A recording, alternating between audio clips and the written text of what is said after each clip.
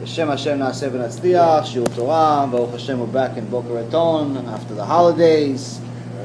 Holidays was good. We had a lot of shiurim in New York. We did probably 9 or 10 shiurim over there. A lot of siyata dishmaya, a lot of kiruv, Baruch Hashem. It was great. You know, you get to see some old friends, you meet some new ones, and you realize that everybody has the same exact problem. We all have a disconnect from Hashem. We don't have enough of a connection with Hashem because we're still having chosar emunah. We're still having problems with emunah. We still think that, you know, we need to work 7 days a week, 25 hours a day to make parnasah. You know, we still think that you know, Hashem, when it comes to parnasah, He can't handle it, or people have a tough time keeping certain mitzvot. And the key of learning about learning Torah is not just about learning the stories. It's about seeing the details in the stories and realizing that the same problems that we have today have been around since the beginning. Nothing new is under the sun. That's what Shlomo HaMelech said. En chadash mitachat l'shemesh. There's nothing new under the sun. Same thing that you're going through, same thing they already have gone through in the Torah. If you study it enough, you will find common problems, you will find common issues, and you will see that the Torah can truly answer every one of your questions. So now, Baruch Hashem, now after the holidays, we start the 5 books of Moses again. We start with Parashat Bereshit. Since we didn't have a shiur last week, we'll do it today, Parashat Bereshit. Tomorrow, BeEzrat Hashem, we'll do Parashat Noach. Parashat Bereshit, we've gone over it together a little bit in small details, the scientific parts, in past Monday night shiurim, but we'll go over some of the details also if you guys obviously have any questions. But my goal tonight, if we have time, is to learn some of the details of creation, learn the story of Adam and Eve, and the lessons from that story, and then connect it to the situation today, which is the end of days. It's a subject that's very, very interesting, but unfortunately it's a subject that most people like to deny. Most people do not like to think that right now we are in the end of days. We are at the time of the Mashiach. If you look at the world around us, you have to be blind to not see that it's here. Whether it's going to happen in the next few weeks, few months, or few years, we don't know. But there's a lot of signs that it's closer than ever. Closer than a few years. Some even say closer than a few months.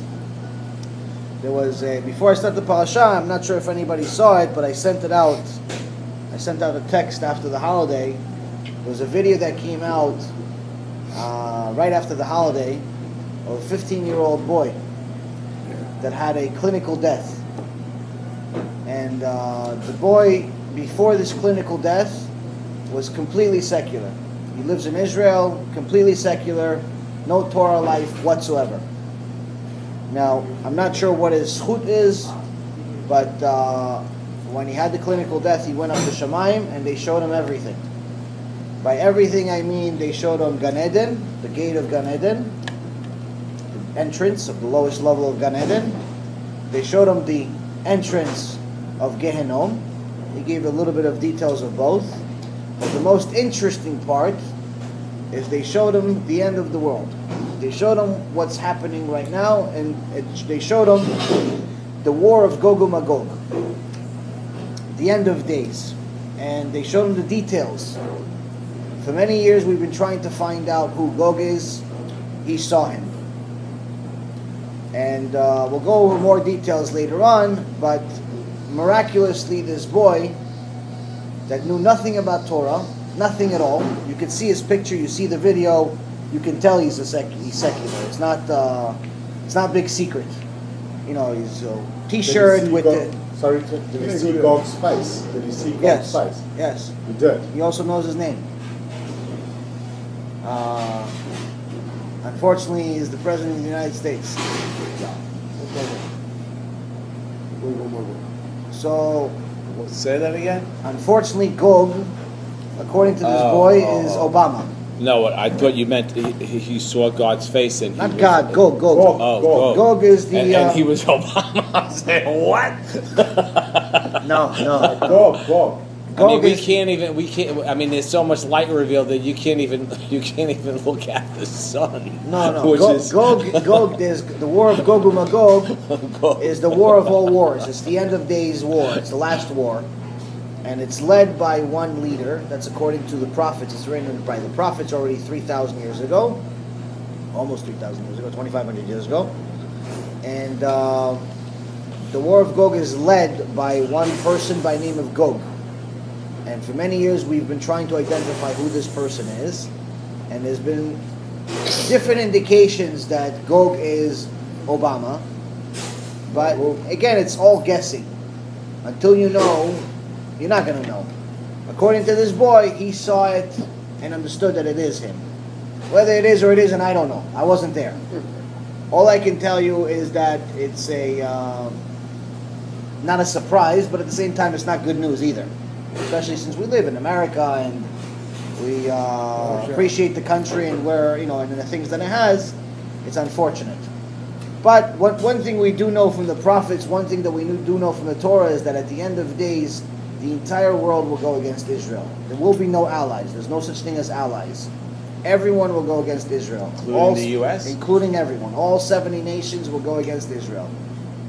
All 70 nations will go against Israel. This is. If you want to learn more about the end of days, the details, it's in the book of Zachary 14. Talks a lot about it. I actually spent a few hours today reading it and learning some more about some of the prophecies. It's pretty extraordinary. So anyway, the boy says that end of days are here. The last war has actually already started. Quietly in Syria, and there's going to be a very big event soon, meaning in the coming months, that will make the entire world go into a massive war against each other. And then everyone will get together and go against Israel, because they'll realize... This is the next couple of months?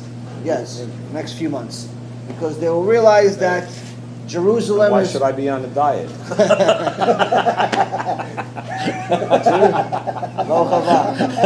Hey, have a pizza. Yeah, you must. Baruch haba. So, how are you? Hi. Baruch haba. So they said that the have the pizza, enjoy. So they said that the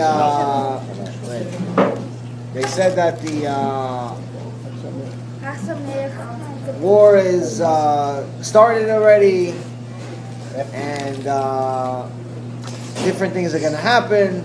We'll talk about it a little later, BeEzrat HaShem, but the reason why I even mention it, and the reason why I even believe it, and the reason why I posted it and reposted it and tried to send it to Am Yisrael is because it's too believable to not be to be a lie. Meaning that it doesn't necessarily mean that it's going to 100% happen. There's many people that have seen prophecies that were true, but Hashem decided not to make them happen. But it does mean that we are in big danger right now as a nation, and bad things are coming unless we do serious tshuva as a nation. It's scary. Bad things have already started. It's scary. If you just pay attention to the news 5 minutes, you'll see that there's countless deaths and injuries all over Israel, all over the world. There's major anti-Semitism, there's major terrorist attacks, and it's getting worse and worse by the day. Right, I just found out before the Shiur that the Arabs have this new strategy where they're putting this perfume in mailboxes in Israel, and it looks like perfume, but in reality it's poison. So you guys can see, I'll show you. September anthrax, yeah, isn't it? Yes, similar. It's really poison. They're putting it in mailboxes, so people don't know. They think it's perfume. They're like, oh, let me try it. And Shem Elachem. They're going around with knives, stabbing people, and it's bombs, women and men terrorists, not just men. So you can't defend yourself. There's nothing you can do. But you know the funny thing is, I think it's safer in Israel for us as Jews to be in Israel than to be here. It's safer if you keep mitzvot anywhere. Because at the end of the day, there's not going to be any safe place. As a matter of fact, one of the things you see from the video is that this kid who knew no Torah whatsoever, nothing, he knew nothing. All of a sudden, he knows Torah. He knows things that would take you at least 20 or 30 years to learn. He knows verses Just by from heart. a near-death experience? Yes. He died 3 days before he did this lecture. Only 15 years old. Wow. So he did this lecture. I mean, kid's 15 years old, complete secular. 3 days before that, he had a near-death experience. He got healthy. He saw what he saw. He died for 15 minutes. And all of a sudden, he has all of this wisdom. And it's extraordinary. And scary at the same time. So this boy knows a lot of different things that would take 20, 30, 40, 50 years to know of learning. And he knows it like that. That's not something that you can make up. And everything that he says was written in the books. He didn't even know it was written in the books. He never saw the books. He's never picked up a Torah book. He never learned any of this stuff. So he's saying things. He goes, "Oh yeah, I saw that." He's telling the story. I saw this and this, and the rabbi that he met, that's hosting this kid, is saying, "Oh wait, hold on a second, stop 1 second. Let me show you what you just said is written." And he opens the book in Zachary, and he says something else. He goes, "Okay, hold on a second. Let me show it to the audience where what you just said is written." And he shows another. Everything that he says is in different books in the Torah. You can't make up a story. I mean, you have to be better than the best actor of all time. At 15 years old, I don't think you can find something like that. So it's too crazy to be fake. At the same time, to say that we have to, stop our life and just hide under a table, that's also not what we're suggesting here. The key is that how about if you just stop two things? Dieting and exercise. The key of what we do need to do is do tshuva. That's what we need to do. So he says a lot of different things, and one of the things that he says that's going to disappoint a lot of people that support the Israeli army is the same thing that the Torah says, which is that the Israeli army will be defeated in 2 days. And Israel will be conquered and will be dominated for, I believe it's either 7 or 9 months by the Goyim. How can it be so short? Short? Because the entire world will attack them. No, but I mean, how would, if it's only 7 or 9 months, what happens after that? Oh, Mashiach.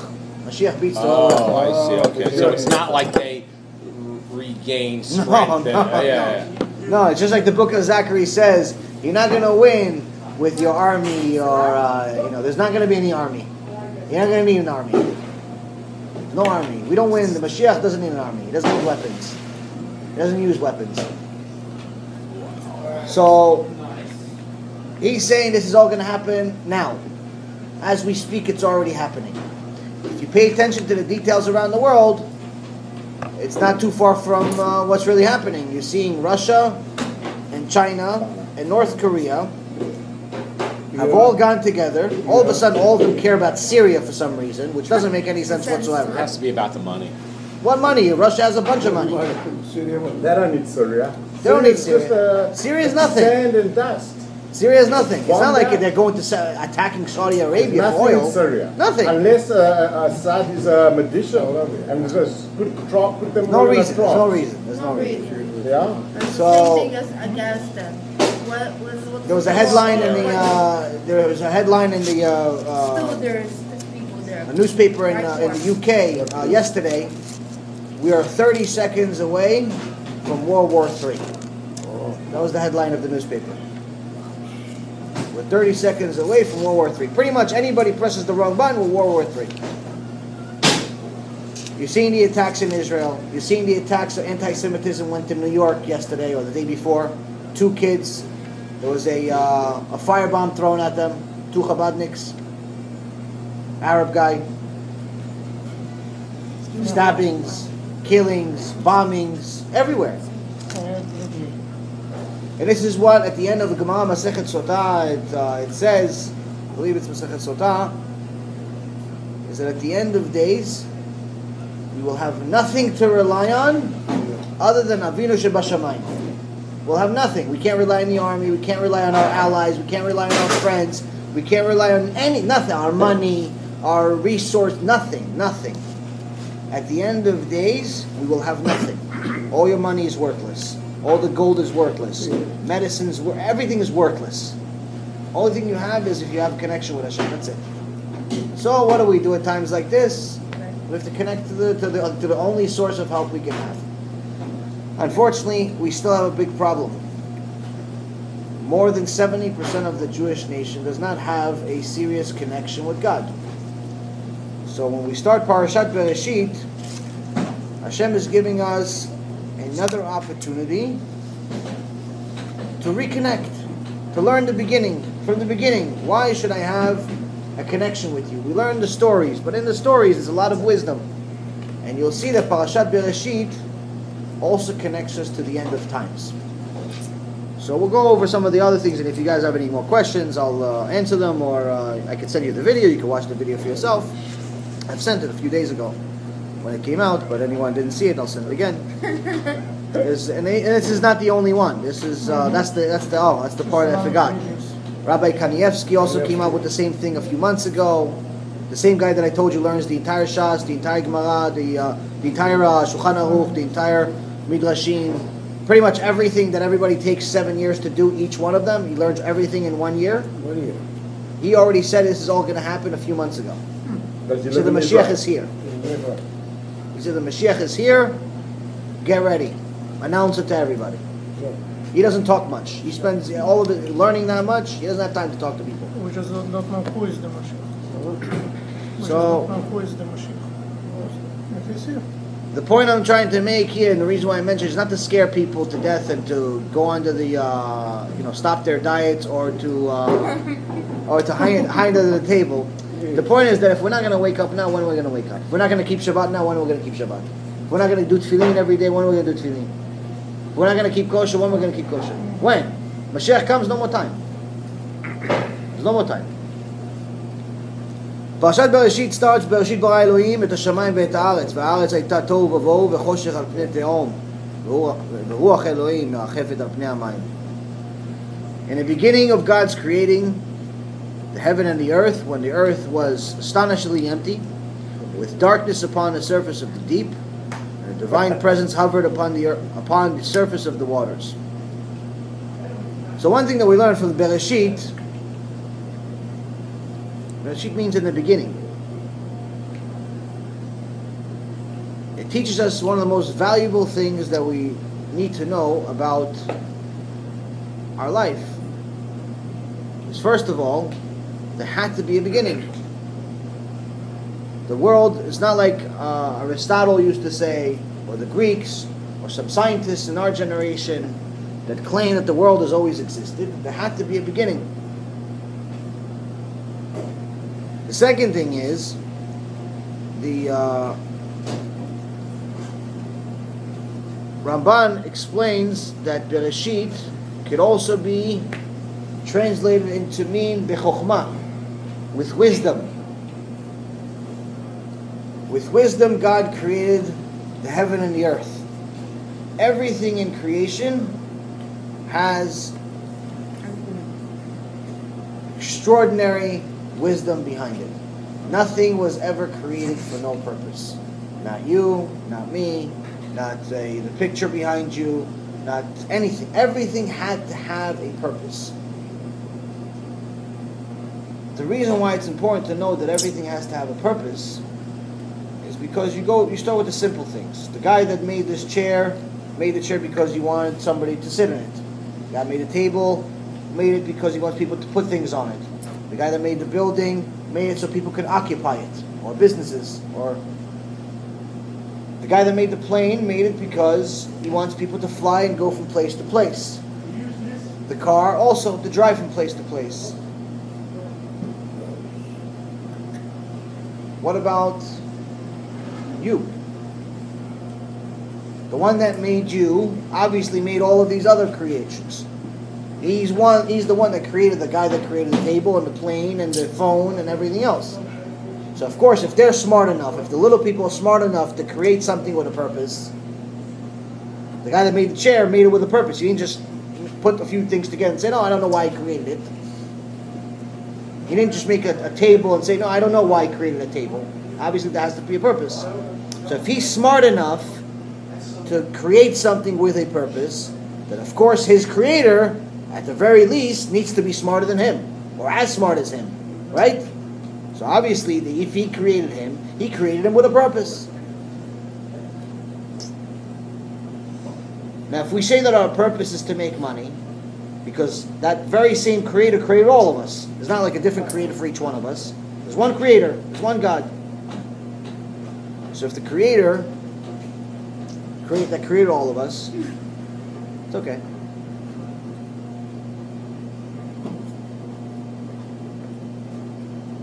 He gave us all a purpose.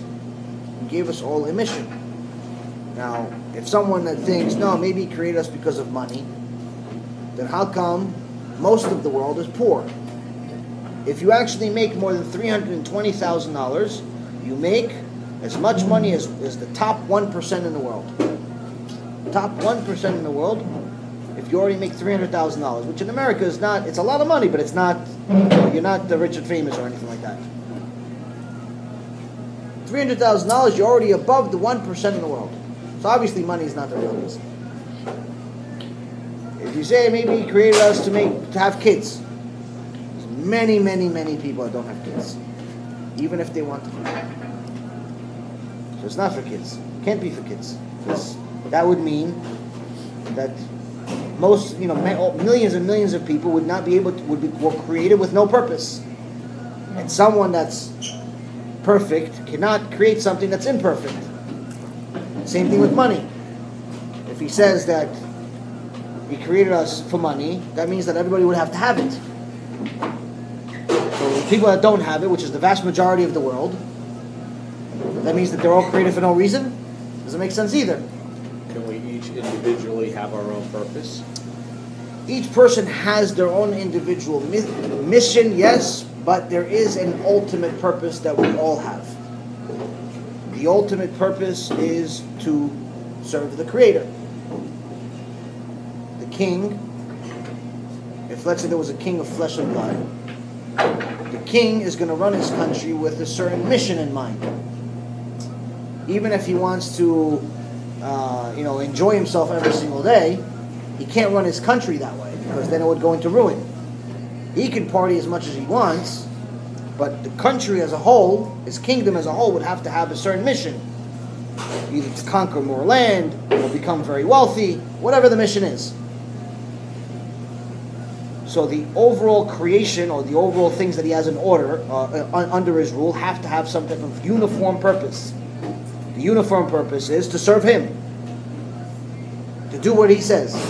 So of course, if a flesh and blood king wants it, then the creator of all creations, of course, is the same thing. Now the creator also told us, how do we serve him? He gave us an instruction set. It's called the Torah. He says, if you learn my Torah, that's serving me. But not just learn it like it's a science book. Learn it by doing what it says. If it says, do a Brit Milah, do a Brit Milah. If it says, eat kosher, eat kosher. If it says, be with your wife only for only approximately half the month, because when she's not nidah, then that's what you do. If it says, keep Shabbat, keep Shabbat. Whatever it says, do. So the uniform purpose that we all have is to worship Hashem. The individual purpose that the Jews have is to learn Torah. That's why we were chosen. By chosen meaning that we were the ones chosen to live and comply with the Torah, because we get added benefits for doing so. And of course, each and every one of us has our own individual mission within that. So, and that is to work on character traits, your midot. You were not brought into this world to make money. You were not brought into this world to meet many women. You were not brought into this world to get married. You were not brought into this world to do anything other than work on your midot. Character traits. We've spoken about this briefly in previous shiurim, about the fact that each one of us is a gilgul. It's a reincarnation of a previous generation or a previous time. And the reason why you were brought up is to fix something that you weren't able to fix last time. So, for example, if someone in their past life died cheap, they're a very cheap person, they came into this life to overcome that unfortunate disease of being cheap. People that are cheap, it's a disease. It's not it's not something like you could stop it automatically. You have to work on it.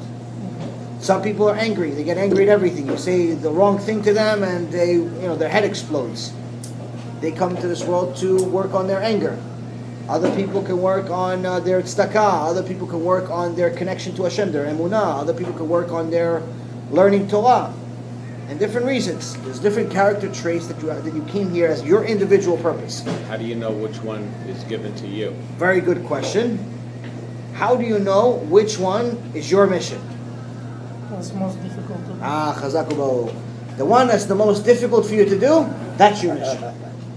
How do we know that? That's the one. How do we know that? We know that, first of all, obviously, everything we say, we know it from Chazal, from the sages. But the easiest way to understand it is that if you came here to fix something, that means that the other things that you don't need to fix should be fine. So if you weren't cheap in your last life, you're not going to be cheap in this life. If you weren't angry in your last life, you're not going to be angry in this life. And so on. So if you came into this world and your main problem is that you have anger issues or you have loyalty issues or whatever it is, then obviously that's the key. Most of us have more than one thing to work on. Let's be realistic here, but it's not just one thing. But overall, working on your characteristics, that's your primary individual mission. You cannot overcome your mission and succeed in it without following the instructions. The instructions are called the Torah. Torah, and another word for Torah is ora'ah. Ora'ah means instructions. So in other words, you work on your character development with the guidelines of the Torah. Not just the guidelines, the instructions. Because without the Torah, you wouldn't know how to fix it. Because each person, if left alone, will define good based on their own understanding. So for example, somebody would say that they think that being cheap is good. But we all know it's not good. But if they lived on an island, they would think that it's good. Another person could say that being promiscuous and having a new woman every day or having a new man every day is good. Another person would say killing people is good. Hitler thought that. He thought that getting rid of the Jews was a mitzvah. That was his own definition, though. But seriously, it is. That's what he didn't wake up in the morning and say, "I'm a bad guy." No one in the world wakes up in the morning and says, "I'm a bad person." Everyone thinks they're good. Everyone thinks they're good. Not only good, everyone thinks they're perfect. So he wakes up and he thinks, "Oh, I'm going to get rid of the Jews. I'm going to help the world." So he was left to his own definition. That's how we know how far off reality you can be without using the instructions. And this is what God tells us in Bereshit. He tells us, "I built the world with chokhmah. I built the world with wisdom." Everything has instructions. Everything has a way. Everything has a reason. If you simply follow what it says, you have no problems. You don't follow it, you can end up worse than the worst. And that's one of the things we're going to learn in a couple of weeks when HaShem tells Avraham Avinu that your descendants are going to be as high as great as the stars, and as great or like the sand. But How could it be? How could it be like the stars are the stand? It says that a Jew with Torah, he can reach the stars. He can reach something extraordinary. Without it, it can be worse than the worst goyim in history. And that's one of the things we see in today's world. All the headlines of all the stabbings, you know, the media publicizes this stuff. The interesting part is that if you look at the headlines, it's usually Israeli soldiers kill Palestinian. They don't say in the headline, Palestinian killed 3 Jews before the Israeli soldiers killed a Palestinian. And unfortunately, those media companies are owned by Jews. Liberal, lefty Jews that are anti-Torah are our worst enemy. They're worse than the Arabs. So that's what Hashem... From the statistic that I heard, I don't know if it's accurate, but it said of the population of the United States, only 10% of the Jews in the United States are Orthodox, and 27% of the population of Israel, the Jews are Orthodox. So it's a very small percentage. Yes, only about... let's say there's like 6 million of us here in the States, that, 10%, you got 600,000 Orthodox Jews through the entire United States. Very small population. Yeah, no, they're saying that there's approximately 2 million Orthodox, observant Jews. Jews that keep Shabbat like you're supposed to keep Shabbat. Not keep Shabbat. Worldwide? Worldwide. Only about, figure, let's say 20%. If we're, let's say, we want to be very optimistic, let's say 30%. Let's just say 30% of Am Yisrael are keeping Shabbat like God said so. Not like man said so, God said so. Because man says that you're allowed to drive on Shabbat. God didn't say that. Man says that you're allowed to, play music, take showers, and cook on Shabbat. God didn't say so. Man says that if your business makes a lot of money, you should work on Shabbat. God didn't say that either. Okay, so as far as the way of observing Shabbat and the rest of the mitzvot, there is, let's say, 30% of the nation of Israel keeps it. This creates a very serious problem. This means that 70% at best are not. And as we've learned about Shabbat many, many times over, and all of the shiurim will continue to learn, someone who does not observe the Shabbat has no share of the world to come. That's not the least of their problems, but that's a big problem by itself, but there's many other problems. You think Hashem, from a mercy point of view, will say that 70% because they weren't brought up Orthodox, they will get like sort of some type of exemption from being not Shomer Shabbos? What do you mean they were not brought up Jewish? They knew they were Jewish? They were Jewish, but they never heard of Shabbat. No, Never heard of Shabbat? 70% of people didn't hear of Shabbat. No, they heard of Shabbat, but their parents never taught them. No. There's a concept called Tinok Shenishba, which is a baby that was pretty much lost. Yeah. And someone that was, brought up in the middle of Africa or Antarctica and didn't even know he was Jewish. What happens if they were in like a Jewish neighborhood? If they knew, parents never taught them. Parents, not parents. The person grew up in their life. They learned a career.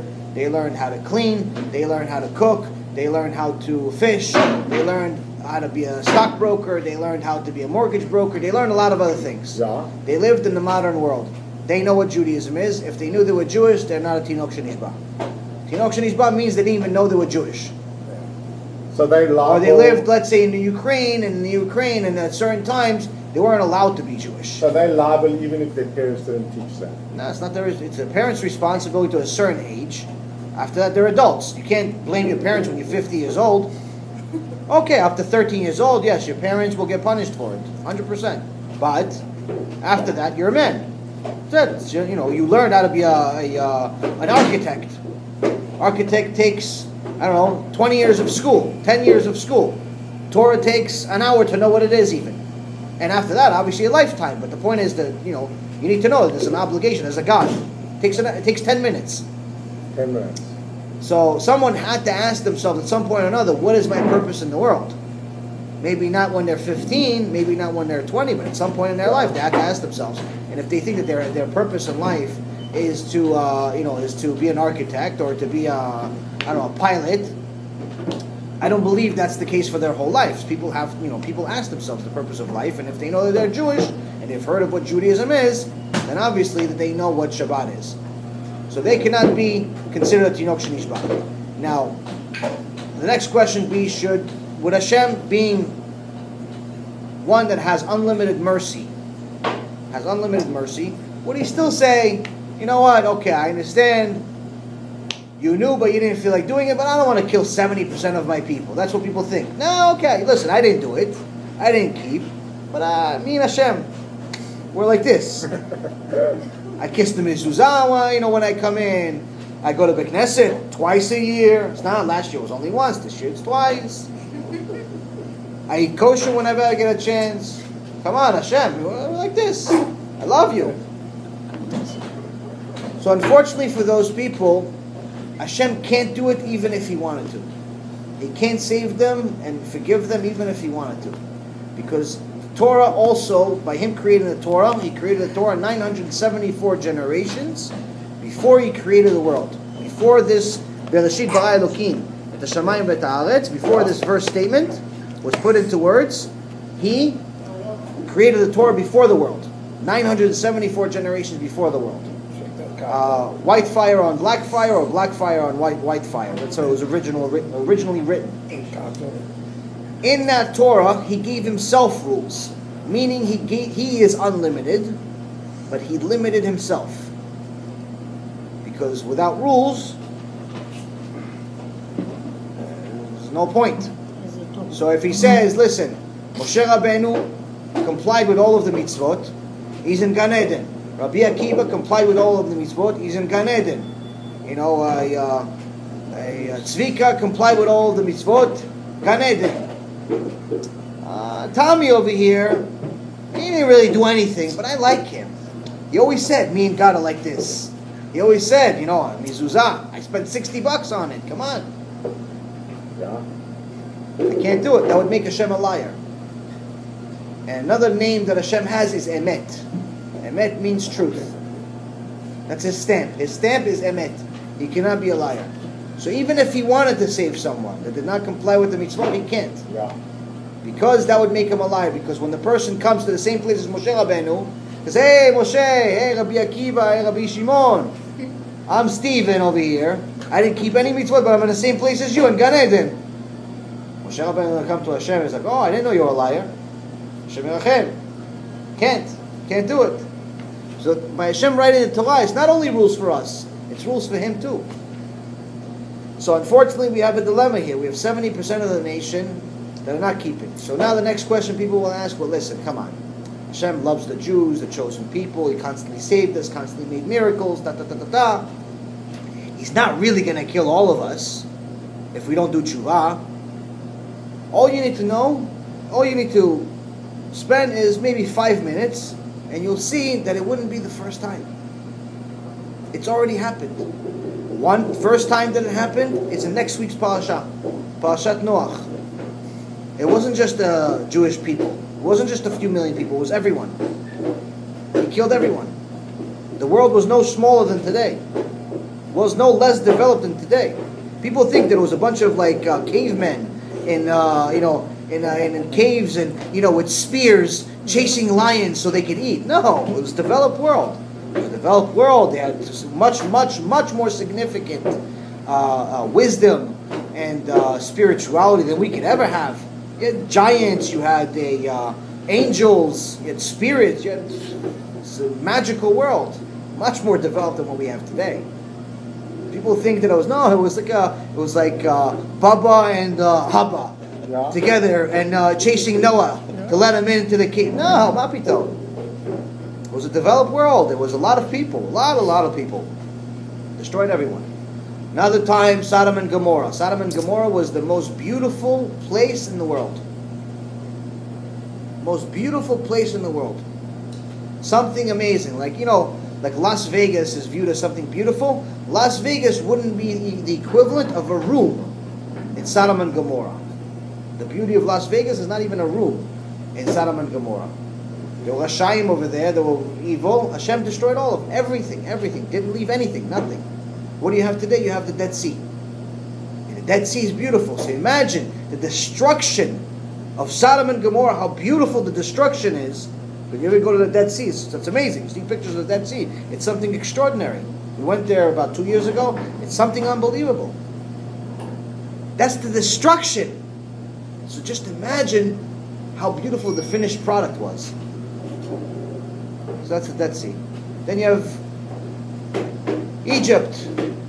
Every Passover, every day we are obligated to remind ourselves of Egypt. Every day, twice a day, you're obligated to remind yourself of Egypt. Shema Yisrael. When you do Shema Yisrael, that's the purpose of Shema Yisrael, is to remind ourselves of Egypt. What people don't understand about Egypt, they think that just Hashem went, He beat up the Egyptians, we left, okay. Everybody's like, hey, Moshe Rabbeinu, or Yaron, yeah, everybody's high-fiving each other. No, it's not like that, guys. No, Apito. Unfortunately, after we beat up the Egyptians, they lost power, we stopped being slaves. But now the Jews didn't want to leave. Moshe Rabbeinu was telling them, listen, right now, we gave 7 plagues. Hashem gave 7 plagues on the top of the heads of the Egyptians, the strongest nation in the world.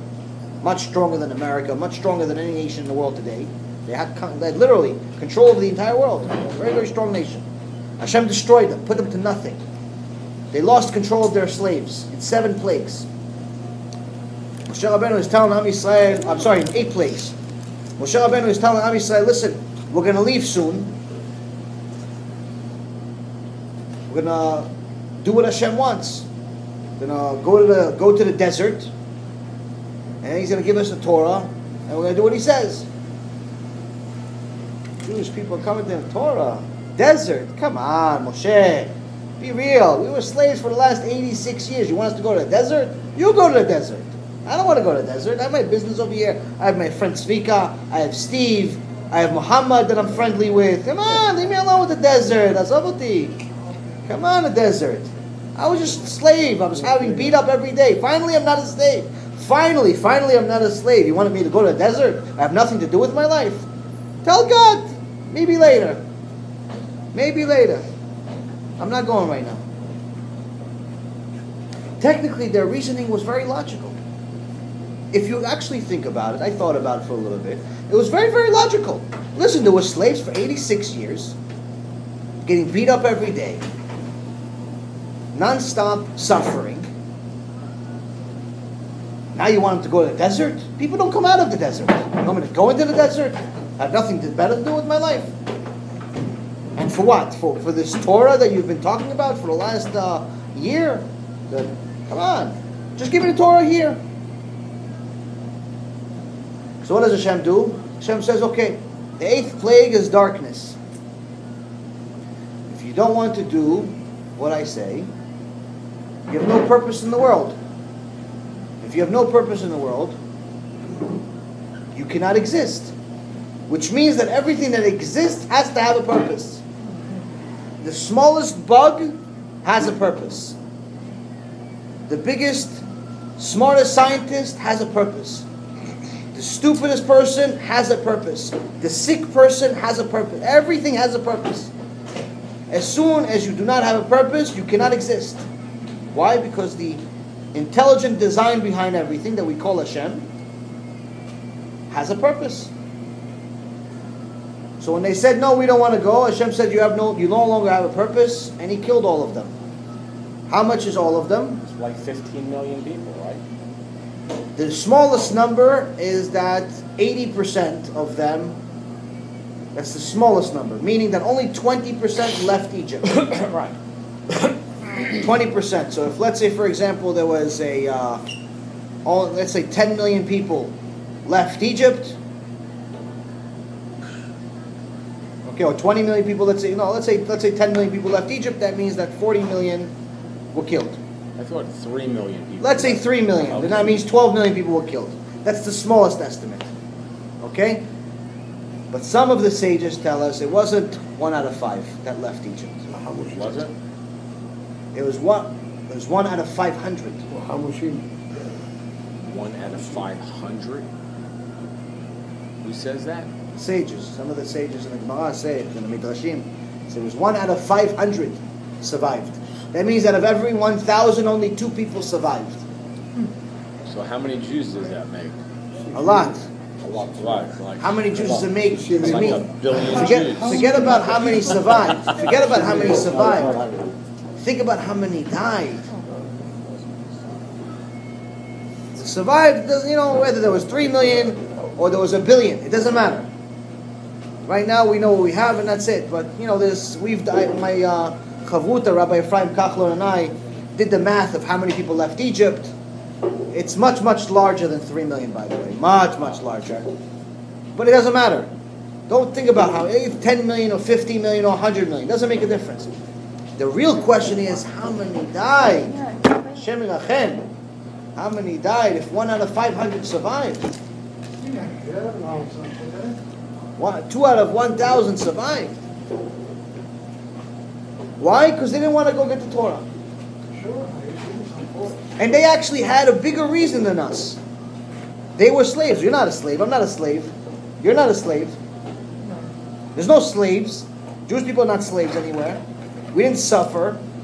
The last generation that suffered is 70 years ago. It's not anyone in our generation. The funny thing is, those ones that suffered all wanted to go to Eretz Israel. Okay, there you go. There you go. That's it. Exactly. So that's the thing. So when people are saying, no, Hashem wouldn't do it, all you got to do is look at the Torah. Look at Hashem's stories. Look at Hashem's history. Look at Hashem's rule book. Look at Hashem's instructions. He's done it many times, much, much worse. Why? Because He's emet. He's truth. He's justice. It's not about He wants to do it. He didn't create us to destroy us. He didn't create us to torture us. That's not the purpose. He created us for our own good, our own benefit. He doesn't benefit from us.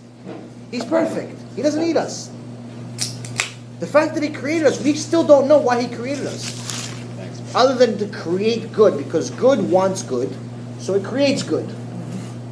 Someone that's a good person likes to share. Someone that's a bad person doesn't want to share. That's a character trait that you know if someone's good or not. If someone has a problem sharing, they're usually not a good person. That's just what it is.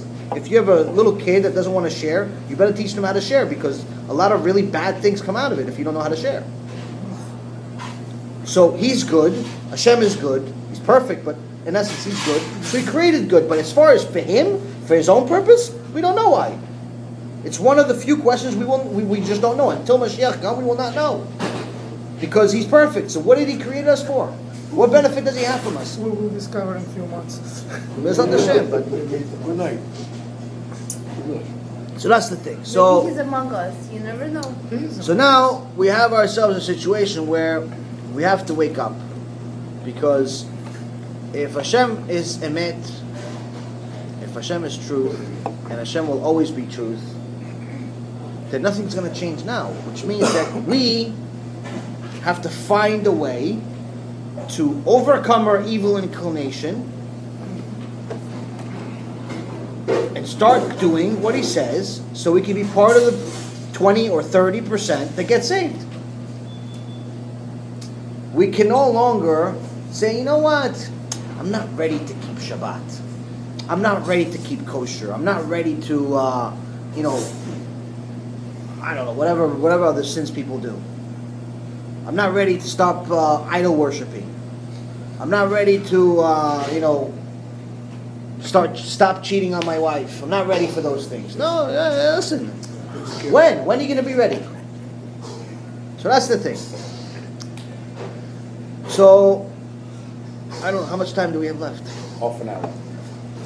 Okay, so we'll fast forward to some of this stuff, because we've gone over it already, but we'll fast forward some of this stuff. BeEzrat Hashem, I mean, this lecture is a little bit all over the place, but honestly, I really want to talk more about the Mashiach than I did about the parasha, because we've talked about the parasha before, plus it's really critical times, honestly. It's just, if someone that's not scared is living in illusion. Okay, so now going back to this parasha, and eventually this parasha actually connects to the Mashiach anyway. So one or another, we're going to end up with the Mashiach. Just to see some of the beautiful things about creation. Now, Hashem says that He created Etz Pri Oseh Pri, which is He created in the ויאמר אלוהים יקבעו המים מתחת השמיים אל המקום אחד ותראה היבשה ויהי כן. ויקרא אלוהים ליבשה ארץ ולמקווה המים קרא ימים וירא אלוהים כי טוב. ויאמר אלוהים תדשה הארץ דשא עשב מזריע זרע עץ פרי עושה פרי למינו אשר זרעו בו על הארץ ויהי כן. Okay, so I'll just fast forward to the last part. I'll just read it. It's God said, "Let the waters beneath the heaven be gathered into one area. Let the dry land appear." This is the third day. God called to the dry land earth, and to the gathering of the waters He called seas. Okay, so this is just part of the foundation of what Hashem is creating here, putting together. God saw that it was good. God said, "Let the earth sprout vegetation, herbage yielding seed, fruit trees yielding fruit, each after its kind, containing its own seed on the earth." So I'll focus on the fruit trees yielding fruit, each containing its own seed. So the fruit tree creating fruit, one of the Etz Pri Oseh Pri, one of the amazing things about it that's different than today is that the actual, unlike today where the tree is something hard that we use for furniture, the original tree was actually a fruit. The original tree, you would eat the tree too. Aside from the fruit that He creates, you would also eat the tree. Because the tree was fruit, and it created fruit. Just like the verse says.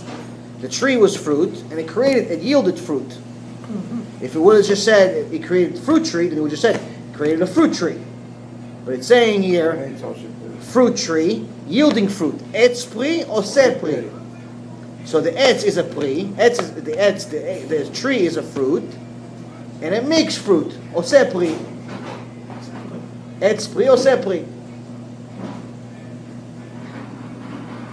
So if you wanted to just say a fruit tree, then you would say etz pri.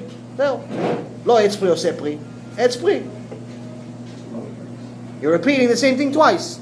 Yes. Obviously, if it's an etz pri, of course it makes a pri. That's why it's called an etz pri. That's so pretty. Let's just say etz pri. There's only one pri. Lama yesh pri. Why is there fruit twice? Because the tree itself was a fruit. So that's one of the things. It was an edible tree. Second thing, there was something beautiful that Hashem obviously always worried about the longevity of everything, is that He's telling you right already here that the tree that's a fruit and that yields fruit, you won't have to worry about it because it will continue forever because each one of its fruit has a seed in it. And each one of these seeds will yield more. Will reproduce. So Hashem is constantly worrying about and telling us how there's continuity to everything. Next thing that shows us, a lot of people ask, how do we know that the world was created for Torah? Because technically, the word Torah does not appear in the first parasha. It doesn't say Torah. It doesn't say Hashem created the Shamayim Va'aretz and the Torah. Hashem created Shamayim Va'aretz to worship the Torah. No, it doesn't even say Jewish, nothing. So how do we know? This is the beautiful part about it. It's very, very simple. Does not require much understanding of any language other than just a single language. You want Hebrew or English or any other language because it's understandable in every language. It's a literal statement. You'll see that the purpose of the world is the Torah. It's not even the Jews, it's the Torah. Because the Jews only became Jews because of the Torah. Not the Torah became Torah because of the Jews. Yeah. Until we went to Mount Sinai, we were another nation. Once we accepted the Torah, we became Jews. Which means that if we didn't accept the Torah, and somebody else came along and accepted the Torah, they would be Jews. Mm-hmm. So what makes us Jewish? Torah. So what the first Jews was Abraham and Sarah. No, Abraham was considered an Ivri, even though they actually followed the oral part of the Torah, they were not obligated to do so. We were only obligated to do so on Mount Sinai once we got the written Torah. I see. So in other words, from Abraham all the way to Moses, they weren't obligated. They weren't obligated in the same way. They we weren't. are now. So now, we didn't receive the Torah until Moses, but Abraham was considered Ivri, a Hebrew. Then you have Isaac was considered an Israelite. His other name, Jacob. Sorry, Jacob was considered Israelite because his other name, his name was changed to Israel. Right. So he was an Israelite. And then we got to Mount Sinai, we became Jews. So, but what makes us Jews is Torah. So anyone tells you, you ask somebody, are you Jewish? Yeah, I'm Jewish. What makes you Jewish? They'll tell you, my passport says it, or my driver's license says it, or my mom tells me I am. No, that's not what makes you Jewish. Torah is what makes you Jewish. If you comply with the Torah, you're Jewish. You don't comply with the Torah, technically you're not considered Jewish. That's really what it is. Somebody off the street says, listen, I want to be Jewish. I wasn't born Jewish. I was born Christian, or I was born Muslim, I was born Chinese, I was born Pakistani, or whatever. I want to be Jewish. Okay. Listen, we have a Torah. You comply with the Torah, you convert and become Jewish. That means that anyone can be Jewish. How? Complying with the Torah. But that also means that if you don't comply with the Torah, you're not Jewish. I didn't make this up. This is So the Jews that don't follow the Torah are not Jewish? Technically, by halakha, they're not considered Jewish. No. Wow. Someone doesn't follow. Someone doesn't observe. Excuse me. The Shulchan Aruch says it. Shulchan Aruch says it 7 times. The Gemara says it several times. The Zohar says it. It's all over the written Torah. It's all over the Torah. Someone just doesn't observe the Sabbath is not considered Jewish. Considered a non-Jew in every way. A goy lechol davar. Someone doesn't keep Shabbat. Just Shabbat. Wow. Just Shabbat. Now everybody always asks me, how come you always talk about Shabbat? Because it's the most important. Brit, Tefillin, Shabbat. Now we have, before we got the Gemara, to explain to you what Shabbat. Before we got the Gemara, we got the Mishnah. The Gemara comes from the Mishnah. The Mishnah is the foundation, the rules, and it's the highest level of explaining the rules, but we don't understand it, so we needed the Gemara to explain it to us. And even today, we need the Mefarshim, the interpreters, to explain the Gemara. But if you look at the Mishnah has 6 books. Almost 40% of the Mishnah, 2 books of the Mishnah are Shabbat. Only Shabbat. Nearly 40%, because even the other ones mention Shabbat in it also. Almost 40% of the Mishnah, which is the core rules of all of Judaism, talk about Shabbat. Which means, if we needed, when you went to school, there's a grade to pass. They didn't say, listen, if you get 5 on your test, you pass. No, you need a 70 to pass, or 65 to pass, right? I remember when I was a kid, it was 65 to pass. Maybe it changed today. Maybe it's like 30 to pass because kids are expected to fail. Today you get 18th place in a competition. They give you a trophy. HaShem Erachem. I don't know. A generation is downhill. But in my generation, you need 65 to pass. So in Judaism, if you're like my generation in Judaism, okay, you need 65 to pass. That means that if you fail with Shabbat, that's 40 off of 100. That means you already failed. You're at 60. You can't pass without Shabbat. You cannot pass without Shabbat. You can't pass go. You don't collect $200. So there's a bar, okay? So in terms of keeping Shabbat, okay? So let's assume on a scale of 1 to 10, you're like at a 6. Okay. I was told. It's not about the keeping, it's about not violating. Okay. Not violating is more important than the keeping part. Meaning, there's one guy that has Shabbat where he has all of his friends over. He's like Avraham Avinu. He brings everybody over. The wife cooks. She has the plata here, the plata there, and she keeps it. And she makes sure that she takes, when she makes the tea, she takes from one cup and she puts it into the other cup to make sure that she's not cooking. Two cups. 2 cups or Yeah, 3 cups? Two cups. She makes the tea a certain way. She takes the water from here directly from the heater into one cup, but she empties out that water into the second cup, just chas v'chalila that she's not cooking, so I it goes from one cup to the second one. Okay, there you go. For that by itself was worth the come to the shiur. I knew that from Julian. She told me Okay, that. so the point is, there's a lot of different things to keep, and this one is not putting bread into his soup because he doesn't want to cook the bread. Chas v'chalila. So this guy is a 10, right? And then there's another guy. He sleeps all day. No guests. No tea, no bekneset, no nothing. He's home, he's sleeping, that's it. He wakes up at 4 o'clock and eats jachnun, goes back to sleep. Yeah, see that word I know because my daughter takes shaftu from my grandson. It's good food. Now, yes, of course, number 10 is going to get a bigger reward. Number 10, the guy on the right, he's going to get a bigger reward. But the other one is still keep Shabbat. Because this one that keeps Shabbat, the one on the right that keeps everything with the plata and the this and the that, and it's guests, he's a 10, so he has onik Shabbat also. He's enjoying Shabbat. He's keeping it, he's observing it, and he's enjoying it. It's onik. The other one is just not violating it. He's not violating it. The violation is more significant than anything else. Meaning that if the other guy, let's say we throw a third guy into the mix, he does everything that the other guy does, except he drives to the Knesset. He has guests. He has 60 people at his house. He has a big house. He's very rich. He has 60 people at his house. And he has all the food, and he has special catering, and every Shabbat costs him $50,000. And he has the Beit Knesset right next door to him, and he buys the aliyot, and he donates $1 million to Beit Knesset every week. But he drives to Shabbat, on Shabbat, he's chalta. He's worth nothing. No Shabbat, no nothing. All that stuff that he did is worth nothing. It's actually going to probably get a big additional punishment for the chutzpah. So the violation is much more significant. I better sharpen my sword here. No. I told you, even if you sleep all day, you're still fine, as long as you don't drive. As long as you don't smoke cigarettes in public, as long as you're not playing with the television. Or in private.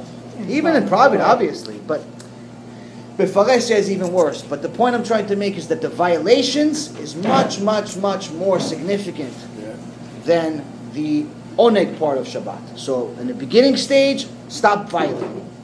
Later on, you advance. Just like when we were kids, we played video games or played something games. In the beginning, you just pass the first level, you collect a few points.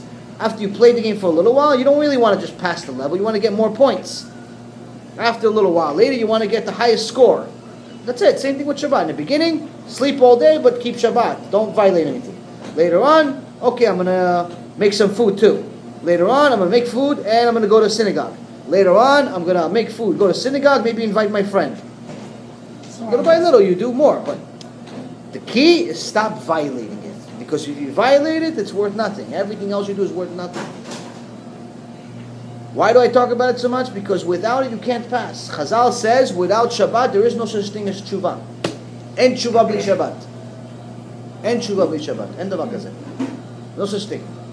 So if you take a shower on Shabbat and you dry yourself, Hot shower, cold shower. Cold water. If you take cold shower, You're not allowed to take a shower in general. right? Not allowed to take a shower in How about a general. mikvah? Not allowed to take a shower in general, but if it's a cold shower, then it's a there's some that let it go. But hot water under no condition, unless it's pikuach nefesh, unless it's saving a life. That you're not allowed to dry yourself, right? You're allowed to dry yourself, tap yourself, yeah. Tap If you it. tap it, make sure that you're not soaked. But you have to make sure not to take off, hairs, because the drying is not the drying so much that's dangerous. It's that you can take off hairs. Taking off hairs is you're not allowed to take off hairs. That's why you're not allowed to brush your hair. There's a lot of different intricate details. You can brush your teeth unless you know for sure that 100% you're going to bleed. If you're, So how do if all you the have, guys that Mouthwash. the guys that come to shul look like they just got out of GQ on Saturday? said, On listen, Shabbat. like I said, there is Somebody's combing their hair. Like I They said- didn't wake up looking like that. Like I said, there are levels. Well, You actually, use a brush, like a woman's brush. Woman's brush. you're taking a risk of ripping hair off. And when you brush your teeth, no toothpaste, because the toothpaste Why? is solid. It's a solid to a liquid. It's a different, changing form. You can brush your teeth unless it's going. You know for sure that you're gonna bleed. Yeah, I use mouthwash. Better. Listen, there are levels of Shabbat. I can tell you about halachot of Shabbat from here until next year, of different things of how to perfect the mitzvah of Shabbat. It's not going to help you. What's going to help you is basic level. First, we stop driving. Then we stop playing with the phones. Then we stop with the computer. Then we stop with But TV. what if you did all? If you're already doing all of Yeah, that, for Baruch Hashem, 15 then we can years, talk a that's separate 14 shiur with years. you. Okay, so now it's time to enjoy it. Shabbat. Now you're keeping it. Now it's time to find a way to enjoy it.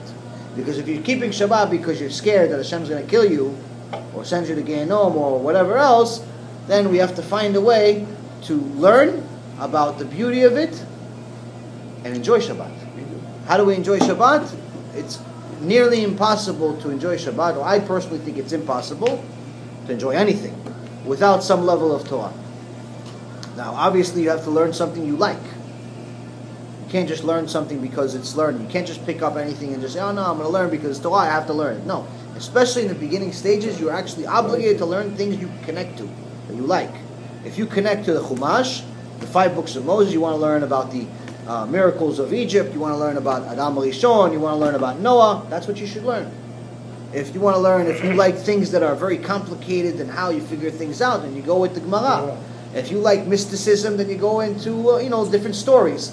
I wouldn't necessarily recommend Kabbalah and Zohar for anybody unless you've been a scholar for a minimum of 20-25 years and you know the entire Torah, because it can confuse you. Listen, stories you can learn about anything. You can learn stories from the Gemara, you can learn stories from the Zohar, you can learn stories from everything. But as far as learning the intricate details of Zohar, it's not recommended for anyone that actually already knows everything else really, really, really, really well. Because it can confuse you. Because some of the things over there are not exactly the same as in other places. So if you're not what's called baki, grounded and groomed with the rest of Judaism, it confuses you.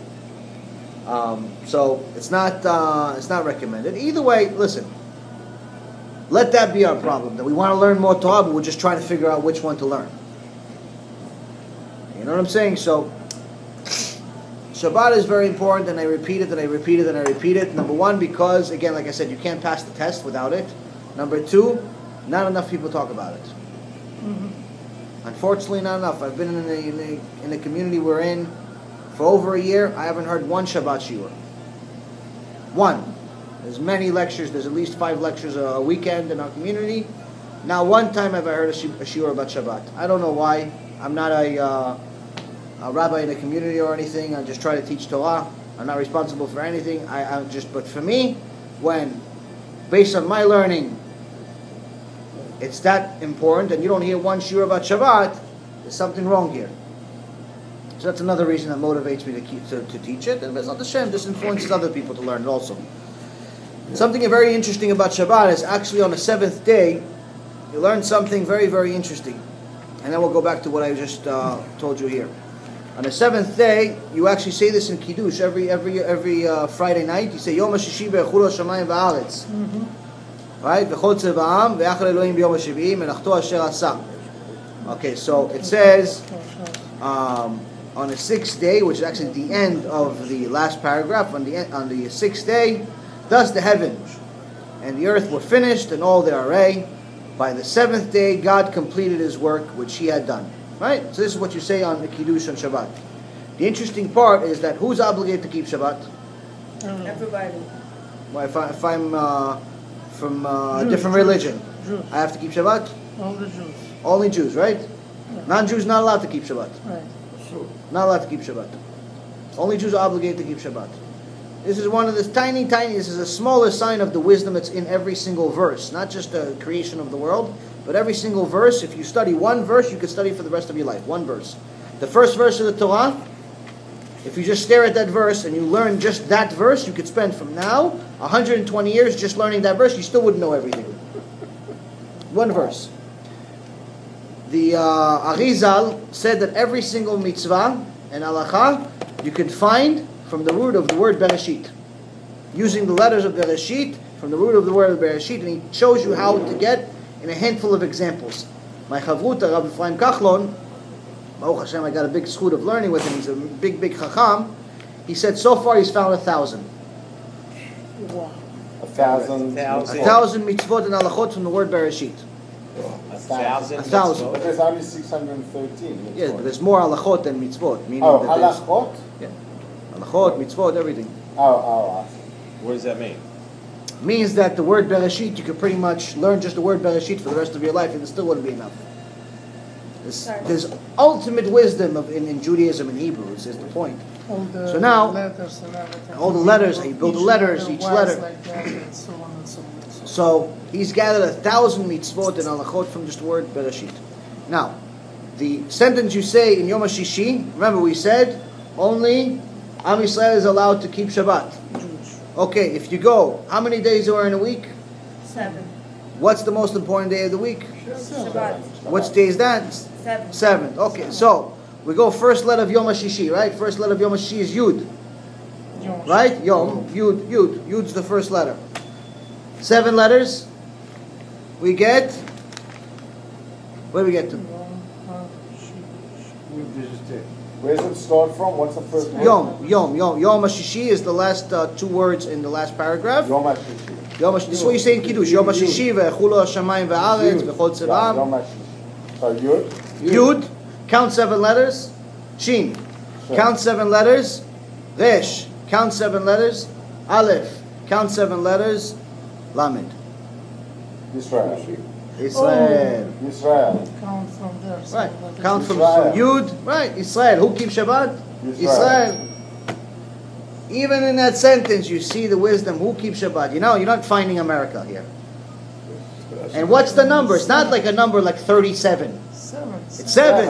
It's, It's just a little bit tiny, small example of the wisdom you could find just in one verse. We got Esed Dakot. Esed Dakot. BeEzrat HaShem, we're going to finish the first 2 pages. So then you have, we'll learn more tomorrow, BeEzrat HaShem, bli neder. So you have, how do you know that the world was created for Torah and not for Parnasah or for women or for anything else?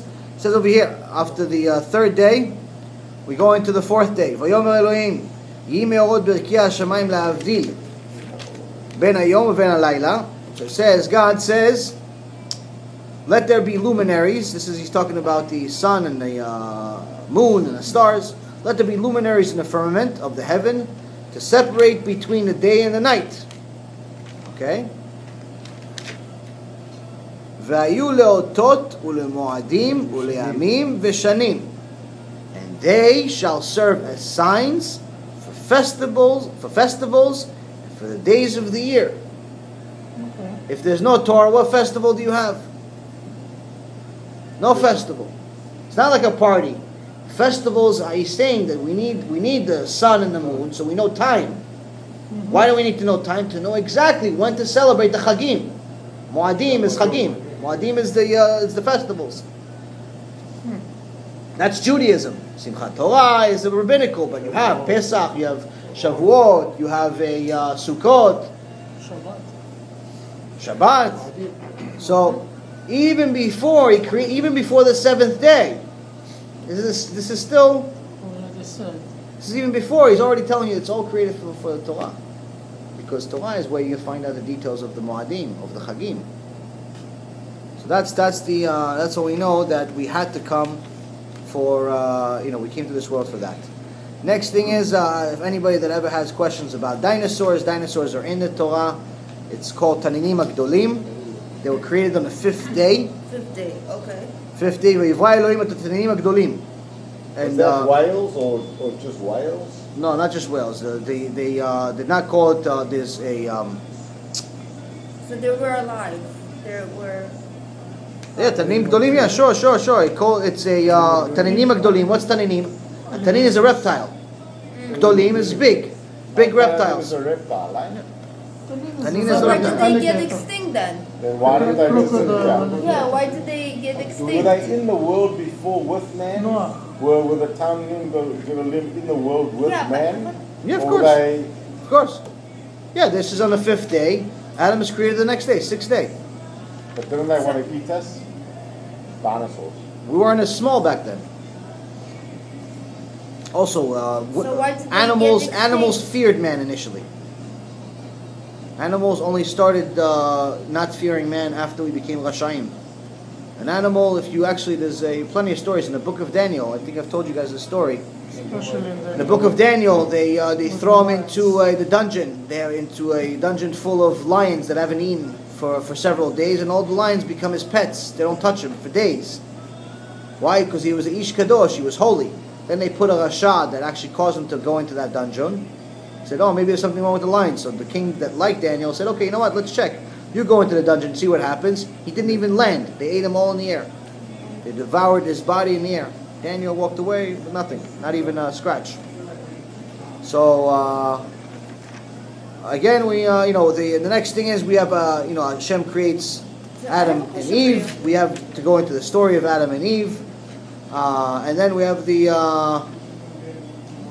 last part is something that we'll finish off with, because you guys probably know the story of Adam and Eve, but something that's really, really interesting. That was Chidush. Second, find it, because we have we're limited with time. Okay, this is one of the. This is actually in the story of Cain and Abel. When Cain and Abel are born, they both go to work, and they do. Whose children are they? They're Adam and Eve's children. First two children in the world, and they each bring a korban, an offering, to Hashem. And Cain brought an offering to Hashem of fruit of the ground, and Abel brought the firstlings of his flock, from the choicest. 2 minutes, I'm finishing. So Abel brings the best of his stuff to give it to Hashem, in essence as a korban, as an offering for Hashem. But Cain, not so much. He brings him the worst stuff. He's like, okay, I'm going to give it to him. He's like, gives him his garbage almost. So Hashem doesn't take Cain's offering, but he takes Abel. And it says over here that Cain gets very upset and very depressed because of this. There's a very, very interesting verse here. So we also learn, number one, the concept of tshuva, and also learn the first hint of the Mashiach. Vayim miketz yamim. It says, after a period of time, but in Hebrew, miketz yamim means the end of days. Cain brought an offering to Hashem of the fruit of the ground. Okay? If you fast forward, now Cain is saying to Hashem he's not happy, right? Hashem is asking, what's wrong with you? Why is your face down? And he's saying, well, why? And he's saying, because he didn't accept his offering. So Hashem says, Alo im tetiv, say it, v'im lo tetiv lepetach chatat rovetz. It says, but if you improve yourself, you'll be forgiven. But if you do not improve yourself, sin rests at the door. What's sin rests at the door? Lepetach chatat rovetz. What's sin rests at the door? At the end of times, you hear from that video from the little boy, the 15-year-old kid, but you also can read it in the Torah itself, is one of the ways that Hashem is going to protect the righteous, is that He's going to open Mount Olive, and He's going to let the people that are righteous in. But how is the Mashiach going to know who's righteous or not? He's going to smell them. He's going to smell their sins. He's going to know already if somebody's sinning or not. So whether you're wearing a hat and you have a beard longer than Abraham Lincoln or anyone else in the world, doesn't mean anything. If you're tzaddik, he's going to know. If you're Rasha, he's going to know. If you're tzaddik, he lets you in. If you're not, what does it say? Sin, rest at the door. So So at the end of days, if you improve yourself, surely you will be forgiven, meaning you get in. But if you don't, you rest at the door, you stay outside, you die with the Milchemet Gilgul Magog. And BeEzrat HaShem, we all do tshuva. We have another shiur tomorrow night. BeEzrat HaShem we'll have more stuff to learn. We have Parashat Noach. We'll learn the other part of this parasha. And hopefully next week we'll have some more time. But glad to be back. Baruch Adonai Le'olam. Amen. Amen. Thank you.